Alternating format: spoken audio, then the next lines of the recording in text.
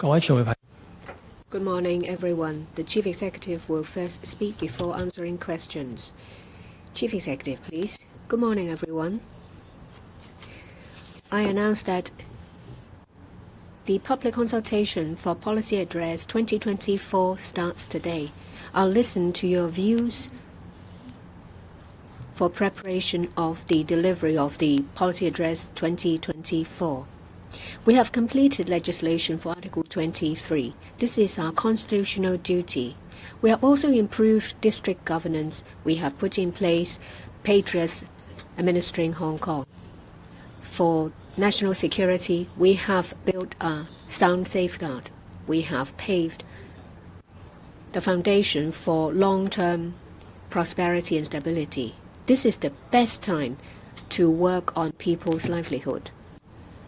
Our society is stable and orderly. We focus on 3 areas. First, on our economy. To improve people's livelihood, we will strengthen our inherent strength and find new growth points. Thirdly, we will seize upon the opportunities of national development. We will ride on the development opportunities of our country. My team and I listen to your views. We will put in place specific measures to improve our governance, improve people's livelihood, and protect our stability and harmony. We will be flexible, we will be innovative, we will be pragmatic.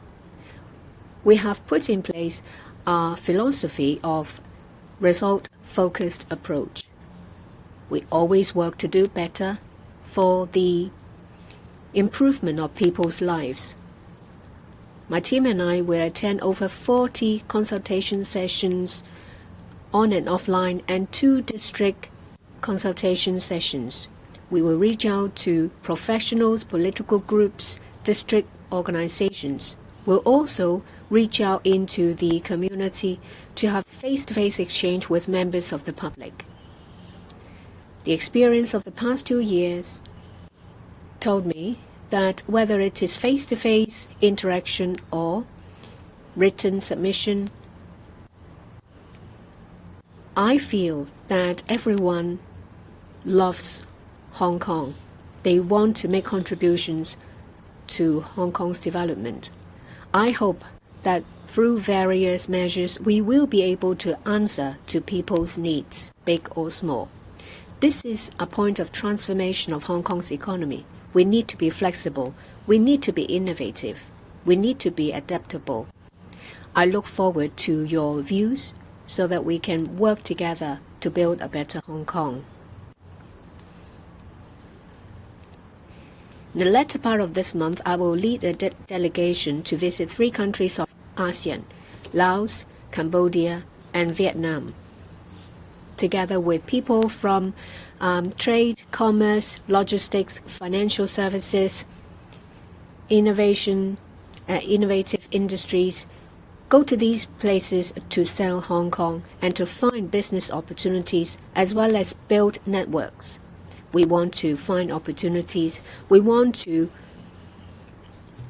create new growth points. In July, I visited Singapore, Indonesia, and Malaysia last year. I met with the leaders of these places. I had meetings with leaders of business sectors and political circle, and I attended a number of functions and activities. I told them about the strength of Hong Kong. I told them about what Hong Kong can do for ASEAN. I want to garner support from these ASEAN countries. We have reached 33 memorandums of understanding and agreements covering commerce, investment, financial services, INT, logistics, academic, as well as cultural exchanges. The results are having companies from these places to get listed in Hong Kong, having overseas companies involved in investment of infrastructure. We have strengthened the business and trade network of these countries. This is the 3rd time when I visit ASEAN countries. I have visited 7 ASEAN countries. They account for 75% of the population of all ASEAN countries. ASEAN is Hong Kong's second largest trade partner and the 5th largest economy in the world. Last year, their bilateral trade volume reaches $144.6 US, which accounts for about 13% of our total trade. It is a huge emerging market. We attach importance to our cooperation with these countries. I will visit Vietnam, Laos, and Cambodia. I will talk to the business sectors and the political circles about what Hong Kong can bring to them opportunities in various areas. I will try to get their support for Hong Kong to join RCEP so that Hong Kong can be a super connector and super value adder. We will strengthen cooperation with Belt and Road countries. All these are great opportunities to stimulate Hong Kong's economy. We are making preparations at full steam. We will make further announcements in due course.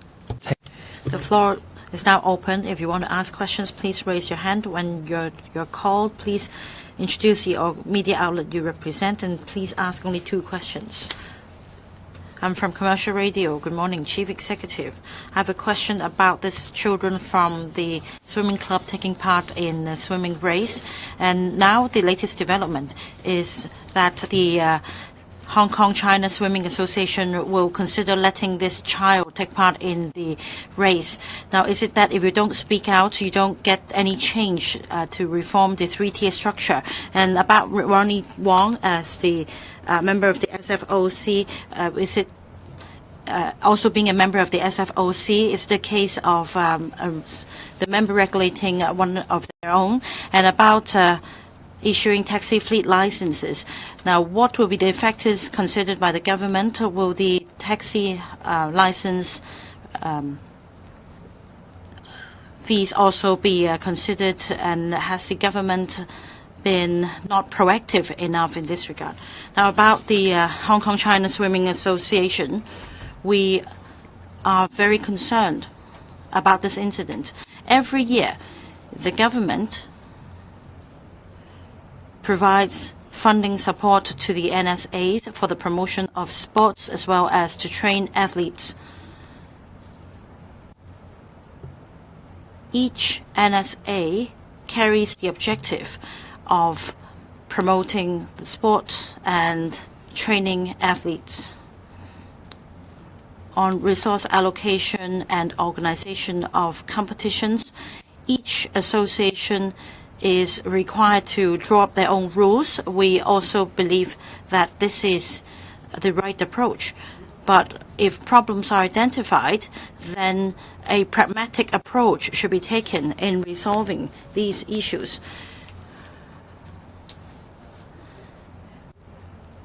Discussions are necessary to consider all options on enhancing the mechanism. I understand that the Hong Kong-China Swimming Association and the SFOC, as well as the relevant representatives, will have a meeting. I hope that a pragmatic approach will be taken. In 2020, the SFNOC set up a working group to look into enhancement measures on the governance of NSAs, as well as the relevant rules to be drawn up. I understand that the review outcomes will be announced by the end of this year. I do hope that the findings will be announced as quickly as possible for the benefit of athletes, as well as our efforts in promoting various sports.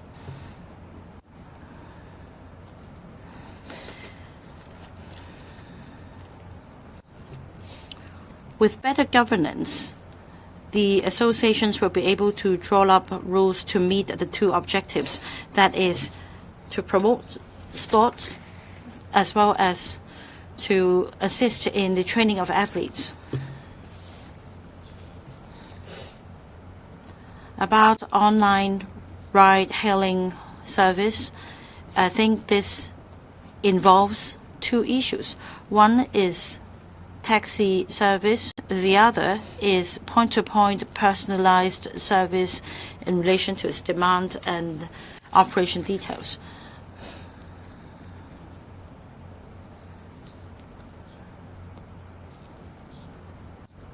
I think we all agree that there is a general demand for taxi services. But at the same time, there are also strong calls from the community for taxi services to be improved.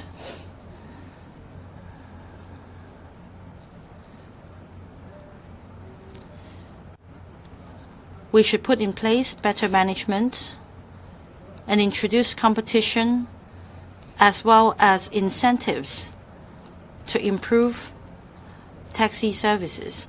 There should also be measures put in place to penalize offenders. By doing so, we can improve the quality of taxi service. With our proposal is to introduce a taxi fleet regime for enhancing the effectiveness of management of taxis. This will also provide an incentive for operators to provide better services. And in doing so, we allow a surcharge to be introduced. In order to introduce competition, we are going to grant 5 taxi fleet licenses with a view to enhancing taxi service in general. We've also introduced some new measures since last year to ensure compliance, and that is by way of introducing penalties. So we've put in place a combination of measures to improve taxi services. Through effective management, incentives, and these measures, we do believe that the quality of service will be improved. Now, we also acknowledge that there is demand for online hailing of personalized point-to-point service. We've made reference to the management of online ride-hailing services in other cities. We believe that there should be monitoring, and we are considering the views collected, and we also need to consider the demand. At the same time, we need to ensure safety and sufficient safeguards for passengers. That means we should ascertain whether there is a demand. We should also ensure that third-party insurance policies are properly taken out. We will put in place a combination of measures. That means after we have introduced a taxi fleet regime, we will be able to gauge demand. Meanwhile, the government will take a closer look at the demand on online ride-hailing, and that will take time.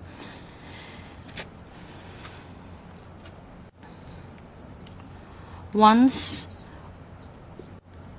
we have floated a proposal on online ride-hailing service, we will then proceed to assessing demand as well as other requirements.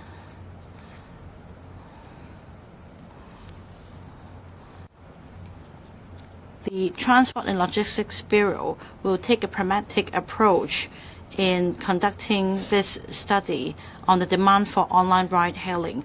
And we will complete this review before putting forward a legislative proposal. At this stage, we are collecting views. Next question, the lady in the middle. Good morning. I'm from Now TV. Just now you talked about public consultation of the policy address. It will start today. You name a large number of sessions. What's the focus? To stimulate our economy? Would that be the focus? Will there be any new measures? Will the session start with legislators and political parties? And the Secretary for Constitutional and Mainland Affairs said that there will be activities for the celebration of the 75th anniversary. Will there be many activities? Will the scale be the grandest? Will you start promotional and publicity campaigns early? You have much time, so will you be able to give us more information? The consultation starts today. We value your views. I said in my opening remarks that after completing the work on safeguarding national security and improving district governance, we are confident about society being stable and harmonious. So we will focus on improving people's livelihood and, in particular, improving our economy. Hong Kong is an open economy. We are affected by external uncertainties, say, for example, geopolitical tension, high interest rate, as well as challenges from different fronts. So we need to maximize our possibilities and opportunities. There are two foci in the consultation this year. We will focus on developing our economy and improving people's livelihood. On the former, I have received comments from different parties, say for political parties. They told me that focusing on the economy is important, which I agree. So we will do a lot of work on our economy. Of course, we need to improve people's livelihood. We want to develop our society and economy for the benefit of our people. We will listen to views. The consultation sessions covers many different formats. We build on our experience in the past 2 years. The epidemic is over. We have started face-to-face sessions. We try to reach out to as many people as possible.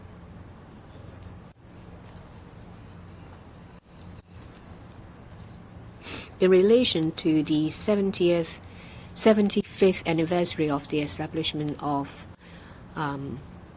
the PRC, it's a significant event. It has significance in many different ways, so we will do our best to launch celebratory activities.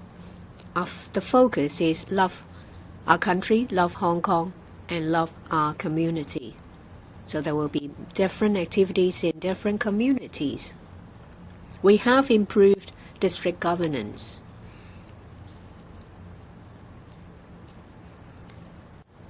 The district councils directly handles district issues. They are our consultative body. We also have the district care teams. We're confident that we will do better.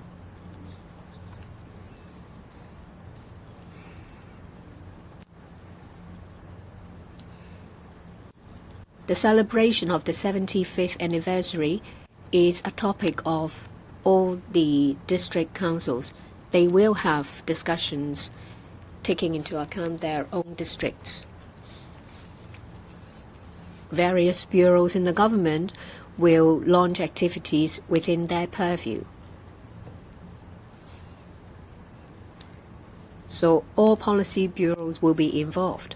We will also involve all communities as well.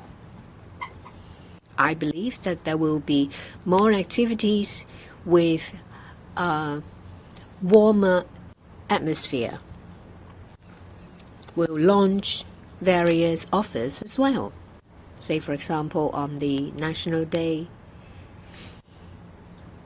we will take reference from the offers for the 27th anniversary of the establishment of the Hong Kong SAR. This is a festive day. I believe that people in the community will do their work and organize various activities with us. And the lady to the left. I'm from ... News. Phase 1, there is Phase 1 light public housing. There is over subscription of 200%. Will the government identify more sites for light public housing to shorten the waiting time for PRH? There are younger applicants for PRH units. Some people think that if you have a PRH unit, then you're a winner. Will the government put in place measures to improve mobility of PRH units to help youngsters? We have put on offer 4,000 units under the light public housing. It was very popular. The oversubscription rate was 2.3 times. We have capped the waiting time for public housing unit of 6 years. Currently, the waiting time is just over 5 years. We have sufficient supply of public housing, but it takes time for a site to turn from a site to spade-ready site, and for it to produce units. We understand that this policy is very popular. That we understand. We heard what people said when they apply for light public housing. These are encouraging words. We feel these words. As to whether we will identify other sites, we will work on it. This is a good policy. It's worth continuing.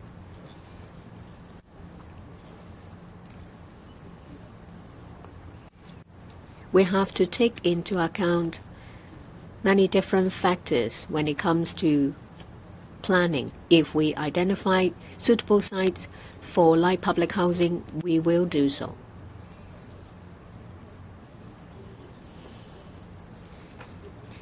For the 10-year long-term housing strategy, we have identified sufficient sites to meet supply of public housing. We have a potential supply of tens of thousands. But as I said, that for a land to become spade-ready, it takes time. We will use the gap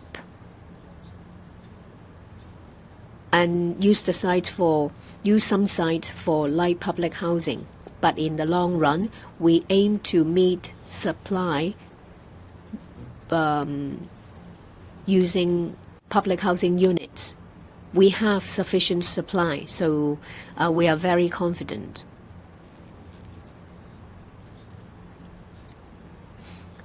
Yes, there are cases in which youngsters forego chances to have a pay rise so that they remain eligible for public housing.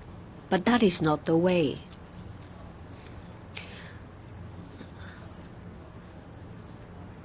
Family units are the core components of Hong Kong society.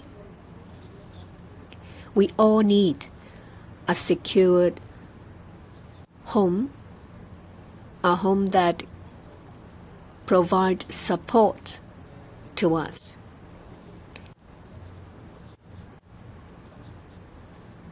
a family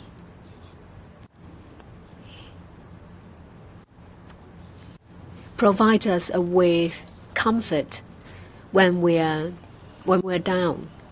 So I encourage people to form families and have children.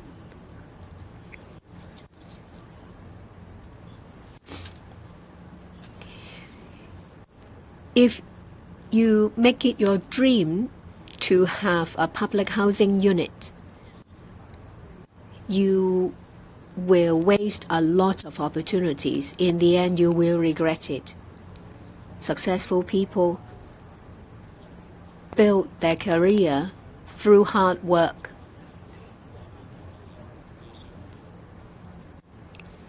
The result of their hard work may give them more than what they dreamed of. A lot of entrepreneurs build their own success.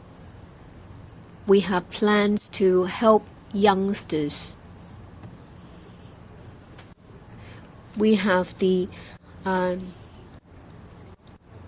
measures to help first-time buyers. A lot of the applicants are under the age of 45. This group accounts for 80% of the overall applicants. A place to live is important, but your potential and opportunities should not be wasted in return for a public housing unit. If you work hard, you may get much more than a public housing unit. Hong Kong's success is a result of everyone's hard work.